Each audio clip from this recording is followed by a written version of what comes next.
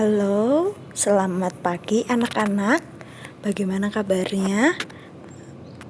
Masih semangat untuk belajar daring ya? Baik, minggu kemarin selama satu tema kita sudah belajar bagaimana cara membuat puisi, apa itu puisi, dan bagaimana mengapresiasi sebuah puisi. Nah, hari ini di pembelajaran bahasa Indonesia, anak-anak dan Mistri akan belajar bersama dengan tema yang baru. Di tema 7, subtema 1, kita akan memasuki tema yang berjudul Indahnya Keragaman di Negeriku. Nah, apa yang akan kita pelajari di tema ini? Ya, mari anak-anak kita akan mulai pembelajaran hari ini. Nah, kali ini kita akan belajar tentang bagaimana kita mendapat informasi penting dalam suatu teks, entah itu teks fiksi maupun non-fiksi. Nah, kira-kira seperti apa kita bisa menemukan informasi-informasi penting tersebut? Nah, biasanya kita bisa menemukan informasi yang kita tidak mengerti satu kata pun. Nah, ada bagaimana kita bisa menjelaskan arti kata yang sulit dalam teks non-fiksi. Untuk mengerti arti kata yang sulit dalam sebuah kata, sebaiknya anak-anak mencari arti kata tersebut dalam Bahasa Kamus Besar Indonesia atau bisa disebut KBBI. Nah, caranya ya gimana? Yang pertama, siapkan Kamus Besar Bahasa Indonesia. Kemudian, tentukan kata dasar dari kata yang akan dicari maknanya. Kata dasar keragaman adalah ragam. Carilah pada kolom huruf R dalam kamus. Nah, caranya seperti itu ya. Kalau anak-anak menemukan keragaman, kata dasarnya dari keragaman adalah ragam. Ya, anak-anak langsung membuka dari kolom huruf R. Nah, kemudian yang ketiga, carilah kata keragaman dalam bentuk-bentuk turunan dari kata ragam.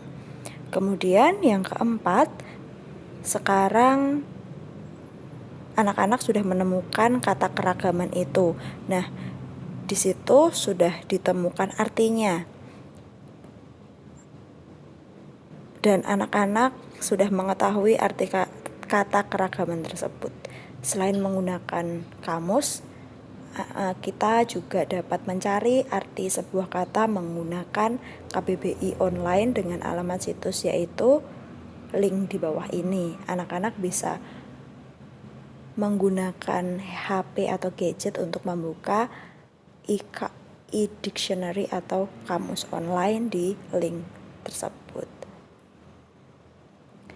Nah, cara dalam menemukan informasi penting dari sebuah teks, sebaiknya anak-anak memperhatikan 3 hal ini. Yang pertama, membaca judul teks. Dari judul teks bisa ditemukan informasi-informasi penting tersebut. Kemudian yang kedua, membaca keseluruhan isi teks. Dan yang ketiga, mencatat hal-hal penting yang belum pernah kamu tahu. Nah, hal-hal penting itu bisa juga ditulis arti atau kata-kata yang sulit, kata-kata yang asing didengar anak-anak, lalu anak-anak bisa mencarinya di kamus. Kemudian, menggali informasi teks melalui ide pokok. Suatu teks mengandung beberapa informasi penting yang ingin disampaikan penulis kepada pembacanya. Untuk mendapatkan informasi tersebut, kita perlu memahami isi teks dengan baik. Salah satu cara untuk memahami isi teks adalah dengan menentukan ide atau gagasan pokok setiap paragraf pada teks tersebut. Ide pokok adalah gagasan yang menjadi pokok dalam pengembangan paragraf.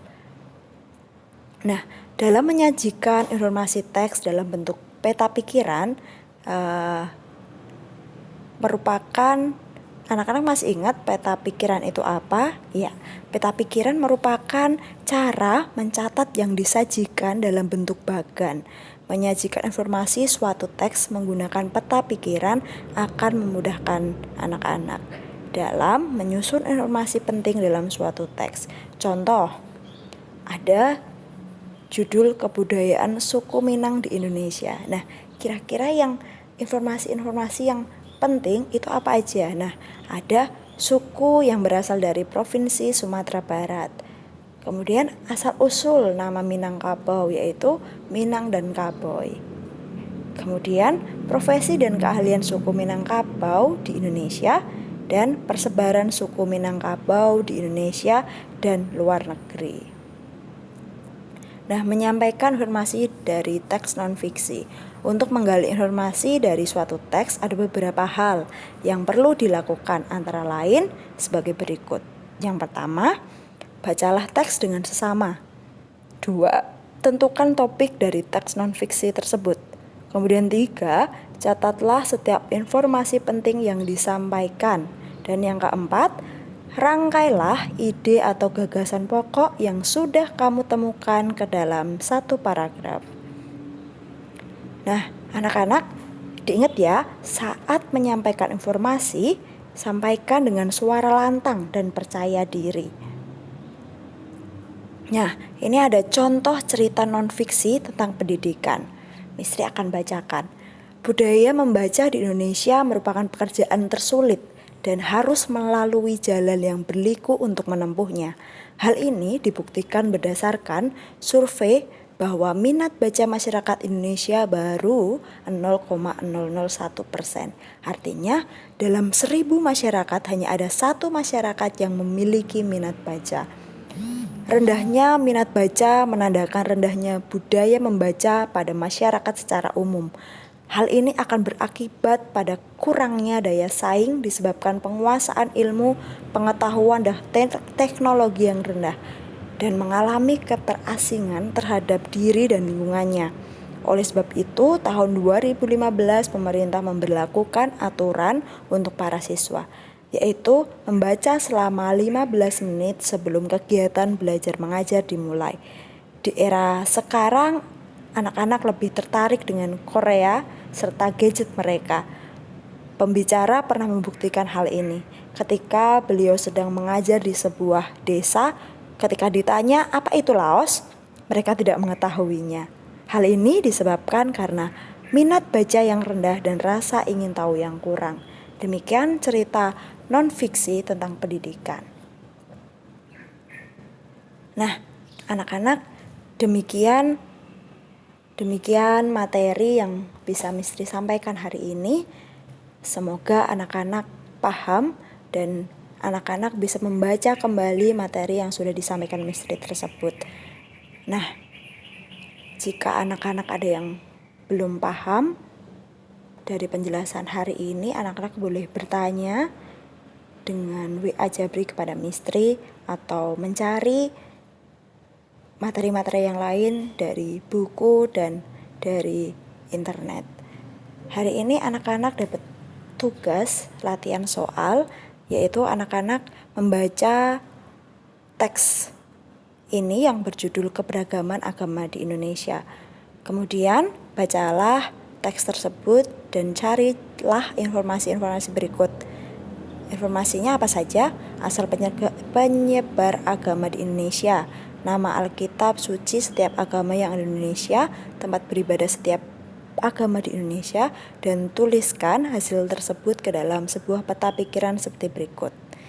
Ya, kemudian tulislah seperti contoh dalam kertas, boleh buku gambar, boleh HVS, sekreatif anak-anak. Kemudian anak-anak bisa mengumpulkan paling lambat Sabtu 30 Januari 2020. Semangat untuk belajar anak-anak.